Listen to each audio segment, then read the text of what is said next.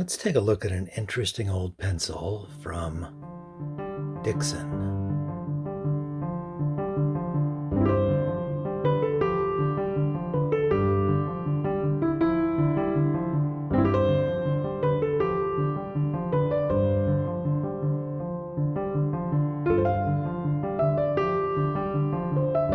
Hello everyone.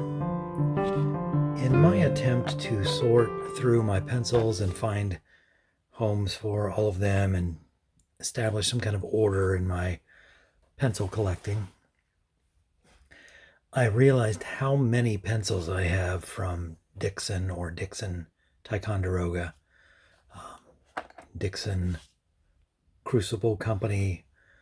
It's gone by various names, but Dixon is common to all the names. But I realized what a huge number of Dixon pencils I have, because when pressed to name my favorite pencil manufacturer, Dixon would not really be on that list, which is interesting because, of course, the iconic American yellow number 2 pencil is the Dixon Ticonderoga. And when I'm reviewing a pencil, sometimes I will compare it with this as sort of the standard pencil. And the pencil that I've described as one of my favorites of all time is made by Dixon Ticonderoga. The Ticonderoga Laddie comes with or without the eraser. Very, very nice pencil. Comes in other colors too, I believe. I don't know if I have... I don't think I have one of the blue ones, or... Nope, I only have the yellow one nearby. You have to take my word for it. So Ticonderogas and Dixons figure prominently in my channel, but I just never describe them as among my favorites. Well, today we're going to look at an interesting Dixon pencil from way back in the past, somewhere around 100 years old, and it's a Dixon's Cabinet. That's going to be really hard to see. Probably have to put some stills in there so you can see that. Made in USA, Dixon's Cabinet 720. I have several of these here. I believe the printing here had been a gold imprint originally, but it has since disappeared over the many decades since this pencil was manufactured. So let's, trying to find another example of this that I think I have in here.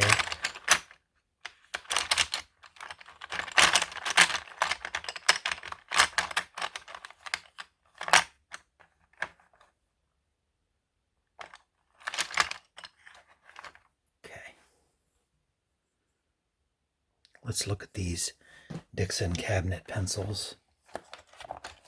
By the way, if you're storing pencils for the long term, don't wrap them in rubber bands. I did this because I was intending to make a video on these old Ticonderogas, and I wanted to keep them separate from the other Dixons and easier to find, but these rubber bands get hard and sticky, and they will adhere to the pencil and basically ruin the finish on these very nice pencils. So don't do what I've just done. I plan to take that off very soon. Don't be like me. All right, so here are some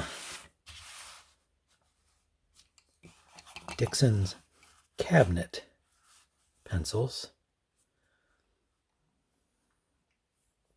The one I have here, you can see, was sharpened with a knife with its irregular facets. I love finding pencils that are so sharpened, because it tells you something about the time period that they were sharpened in, or the person that sharpened them. Let's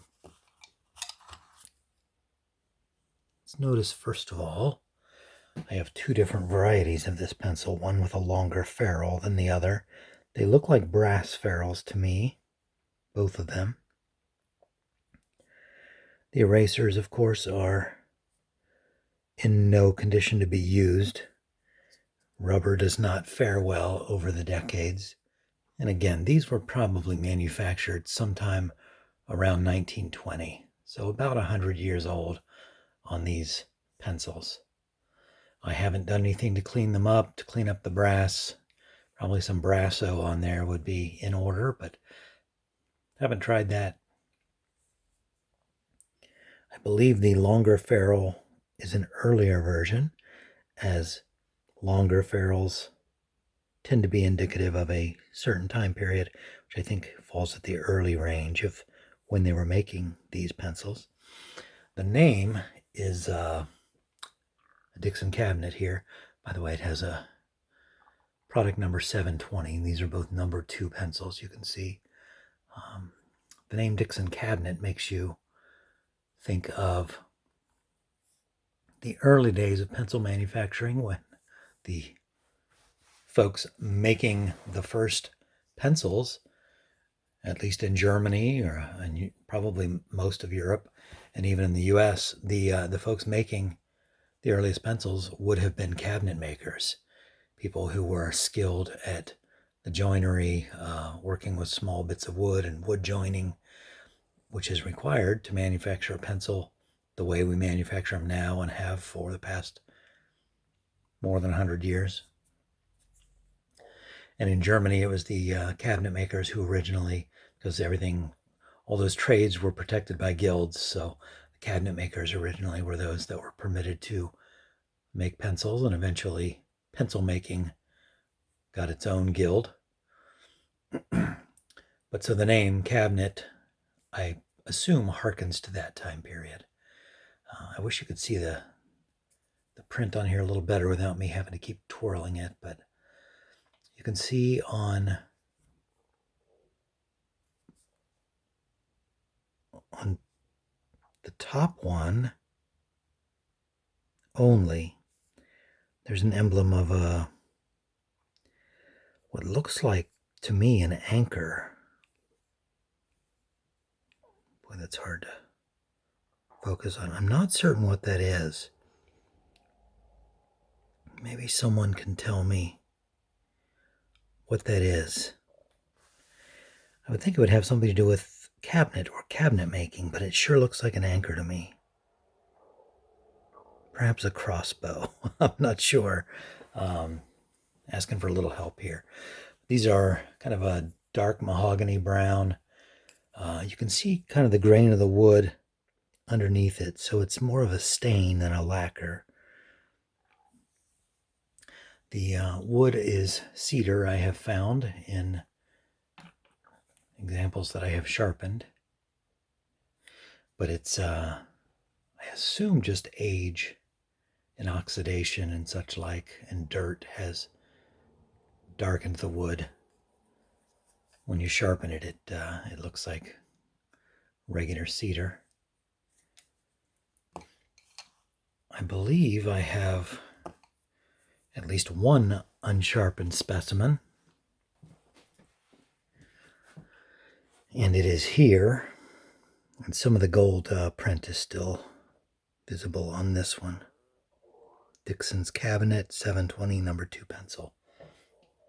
The later version with the shorter ferrule, what's now a standard size ferrule. But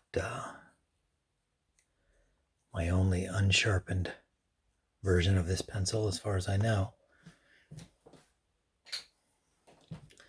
What else do we have? So it's a brass ferrule, a fixed eraser. I don't know if cabinet simply indicates kind of a bit of the history of pencil making, or if these were marketed towards those in the trades, woodworking and such like. Often the name of a pencil will reflect its intended market.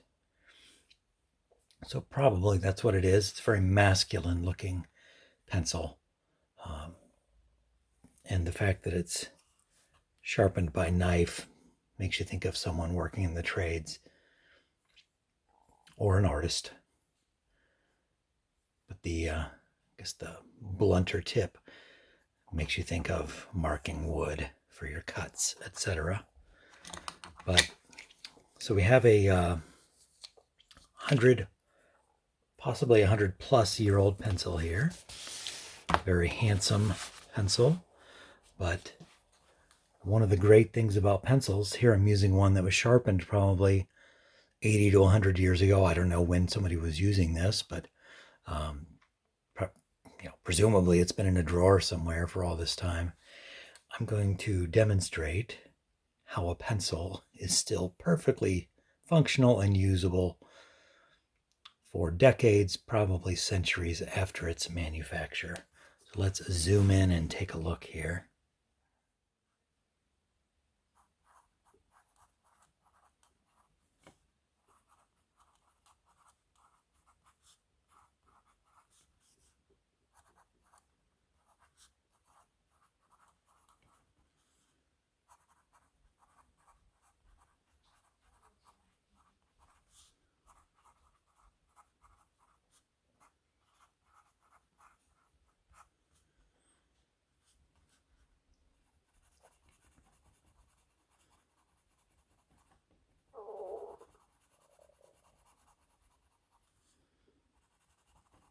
I think I would classify this as a rather light number 2, rather firm number 2. But it may be that in the intervening years, just oxidation or filth or something has adhered to the end of the graphite, and using a more freshly sharpened graphite might give a different result.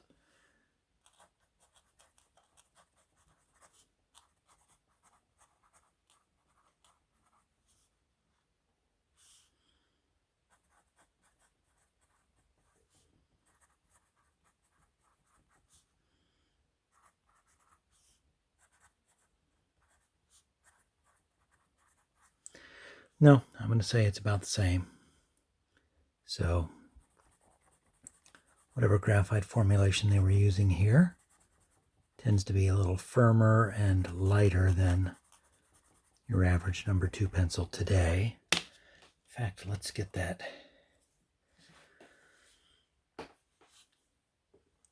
grandchild of the Dixon Cabinet, the Ticonderoga, also a number 2.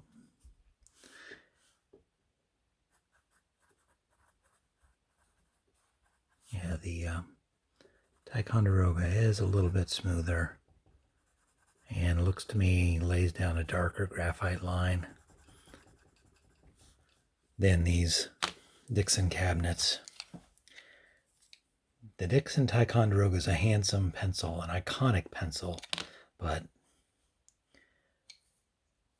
I don't know, for my money, this is just a really good look on a pencil. I bet brand spanking new. That was a handsome pencil. And pleased to have a handful of these in my collection. If anyone knows more about the cabinet and what that symbol is, anchor or a crossbow, torture device, drafting tool of some type, I'm not certain. If you know, let me know in the comments. If you're familiar with this pencil, give me your impression. If not, I'm happy to have introduced you to it.